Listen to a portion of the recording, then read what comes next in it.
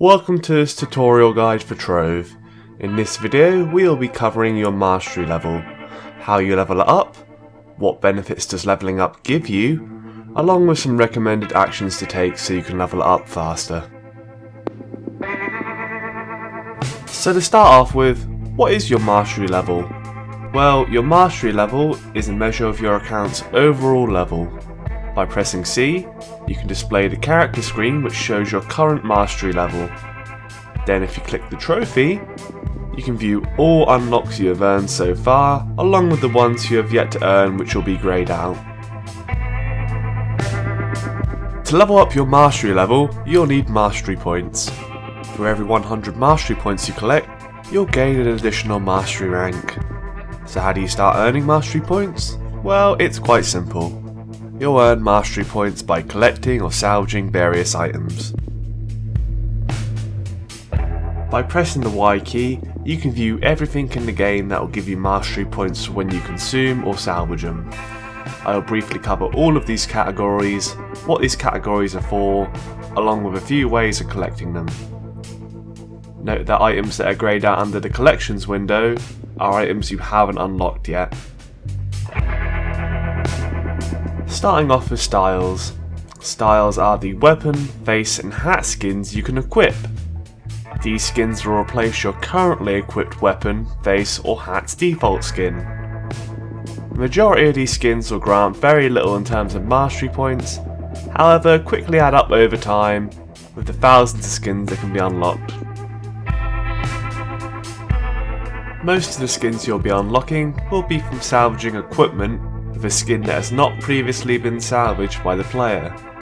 You'll know if this is the case because the loot collector will display a style as one of the components collected. There are also skin style surprises which will unlock a random skin in their respective categories. There are many different varieties of these, ranging from vault style surprises which can be crafted or found whilst adventuring, to seasonal style surprises which can only be found by breaking open seasonal pinatas. Tomes are handy little books that will accumulate experience as you do. Then upon activating, will give you free items depending on the tomes you use. Legendary tomes are their cousins, which give a much better reward than regular tomes, but can only be activated once per week and require more experience to activate. Most tomes can be crafted with maxed out rune crafting skill, whilst the Eye and Tentacle tomes can be purchased for Hearts of Darkness at the Shadow Market. Legendary tomes are much harder to obtain and require either a Lunar Soul for the first two, 20,000 cubits in the store for the Dragon Coin tome, Mastery rank 270 for the Mastery Pinata tome, or for the final two, by getting lucky from opening a Chaos chest, whilst either of these last two tomes are available as rare loot. You can also get the Writings of Wonder by opening a Trove of Wonder purchased from the gold pirate vendors, however the chance is extremely low and is a waste of your flux to pursue it. Ships are vehicles that can travel the fastest across water compared to any other means of travel. Some basic ships and sails can be bought from Saltwater Sam in the hub world and crafted at the nautical assembler next to him. Other ships in the game can be earned through mastery level or chaos chest rare loot. Sails are decorations that complement your ships. These are available at the nautical assembler as well as Treasure Isle's Glim Merchants and the Shadowy Market. Mounts are the vehicles or animals in the game which you can ride to increase your movement speed when combat is not needed. There are tons of ways to obtain mounts in the game. Several of these ways are as follows. Rare loot in the current adventure boxes, rare loot from chaos chests or troves of wonder, crafted in the adventurer's workbench using various resources or even other mounts, purchased from Treasure Isle's Glim and Flux merchants, obtained as a promotional code from a website, or even as a giveaway prize in Trove's official livestream, in the case of the Magic Trove carpet mount, fledgling, adult and legendary dragons which are earned from collecting dragon souls from challenges. There are a few more other ways to get mounts, but this covers most of them. Recipes are used for building within the game. With each new unlocked recipe, you can then build that new unlocked textured block or furniture piece whenever you'd like, using the cube converter or workbench. They are similar to unlocking styles, in that they give very little in terms of mastery points. However, there are many to unlock. A few ways of unlocking them are by clearing recipe dungeons in Uber worlds, finding block recipes in mystery blocks underground, or crafting them with rune crafting. Then yet again, as seasonal loot from seasonal pinatas.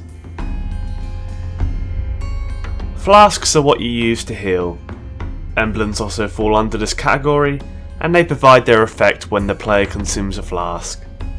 There are only two ways of obtaining flasks and emblems so far, which are by spending qubits in the store, and spending fragments of wonder at the golden pirate merchants. Allies are miniature companions that provide a buff to your character when equipped. Most of the powerful allies are obtained as rare loot from ally soul traps at the Glim pirate merchants. There are also many common and uncommon allies too, so it is my recommendation you spend your Glim on these early on, as whilst trying to get these powerful allies, you also unlock the commoner ones for extra mastery points.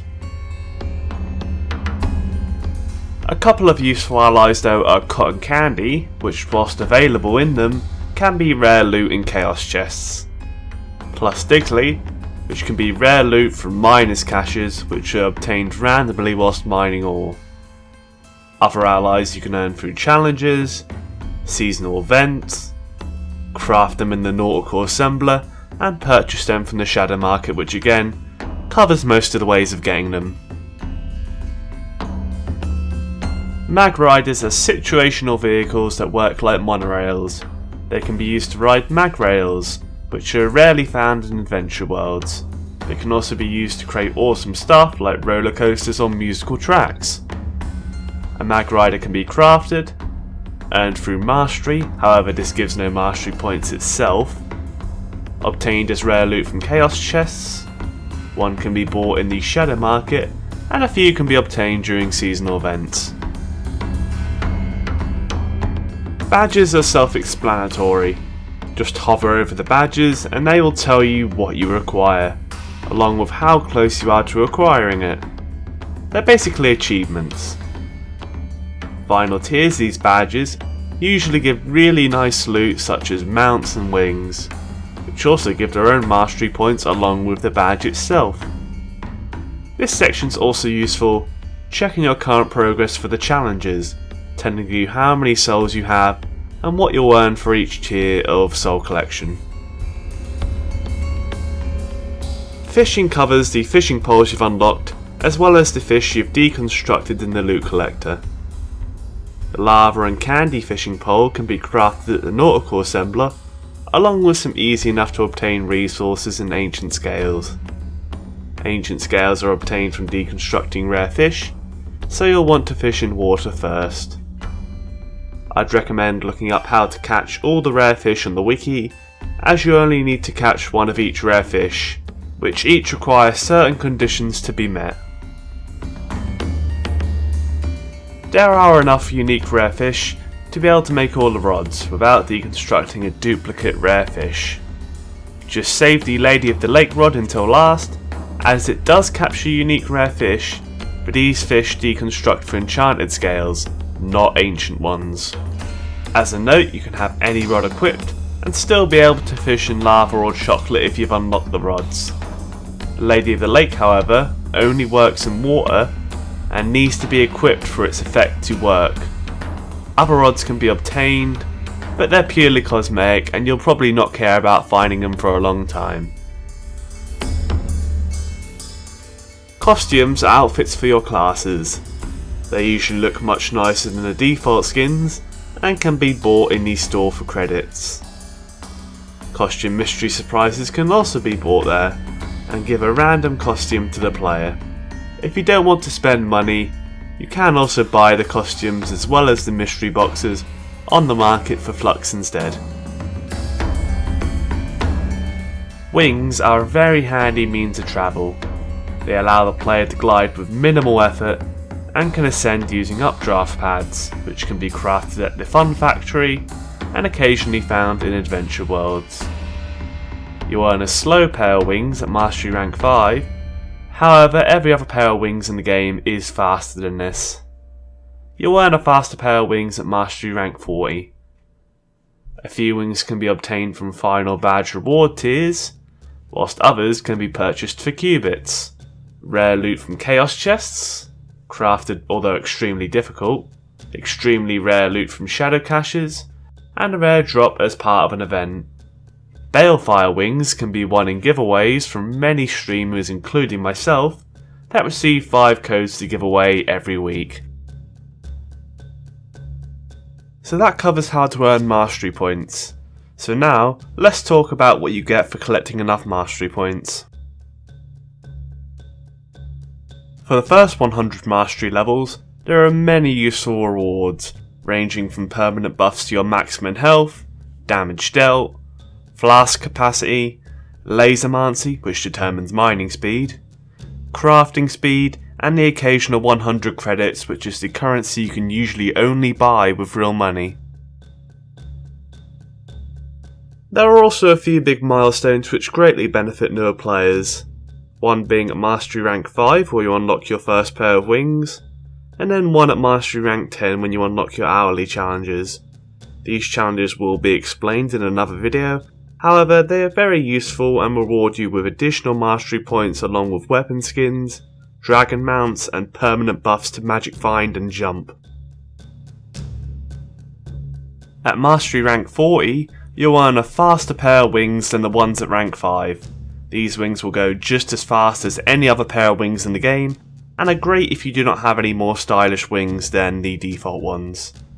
At Mastery Rank 50, you'll earn yourself a Mag Rider, which is useful again if you don't have an alternative Mag Rider already. At Mastery Rank 100, you'll earn a big reward in the form of a non-tradable Chaos Coin.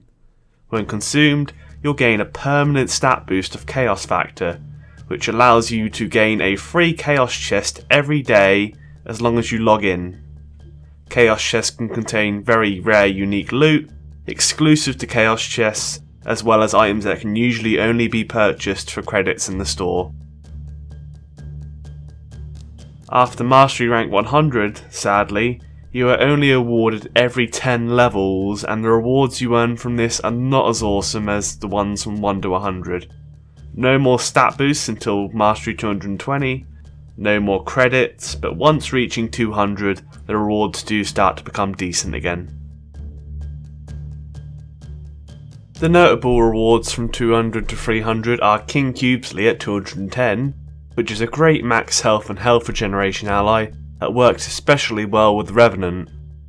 There's a 10% max health buff at Mastery Rank 220, another Chaos Coin at 250, which I just explained, 3 golden Chaos Chests at 260, which work like regular Chaos Chests but give a guaranteed rare out of the current rare rotation, a 5% damage buff at 270, a legendary Mastery Pinata Tome at 280, which gives exclusive pinatas only obtainable from that tome.